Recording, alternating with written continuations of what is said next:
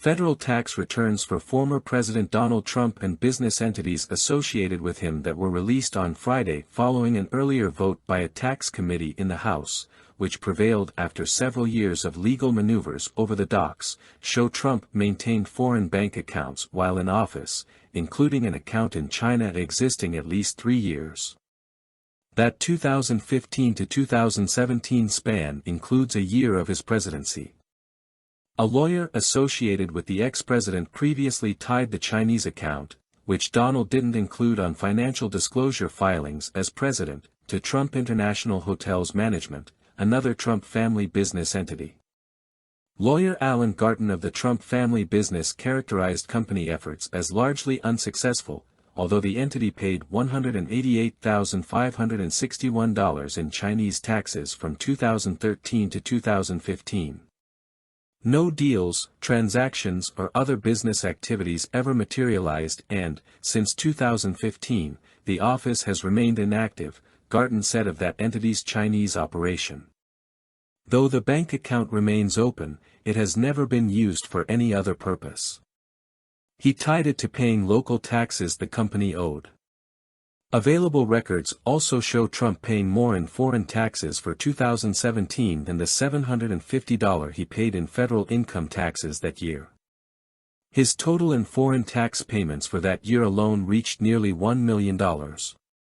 Domestically, the returns also raise questions about the circumstances surrounding very low and suspiciously even interest payments he reported in connection to loans he provided his children, suggesting at least a possibility the claimed loans were better classed as gifts, which could leave the transactions subject to different tax rules, and it's those providing a gift who normally pay the gift tax, which in this case would mean another avenue of Trump securing potentially corrupt drops in. What he'd be paying authorities. Every year of his presidential term, Trump claimed he was provided $18,000 in interest from his daughter Ivanka and $8,715 from Donald Trump Jr. that covered the same. It's unusual to have interest in round numbers, very rare, Martin Scheil, a former supervisory special agent for a criminal investigation unit at the IRS told CNN of the tax filings. An auditor would want to see payments, loan agreements and interest rates. The docs also don't show the now former president claiming any charitable deductions at all for 2020, which could leave some wondering whether he followed through on past promises to donate his presidential salary. Trump paid no personal income taxes for 2020 after he claimed losses substantially ahead of his stated income. Serious questions are also lingering about the handling by the IRS of potential misconduct. During his presidency, Trump reportedly wasn't placed under an audit, mandatory or not, until 2019, despite an agency policy outlining more consistent audits of every president.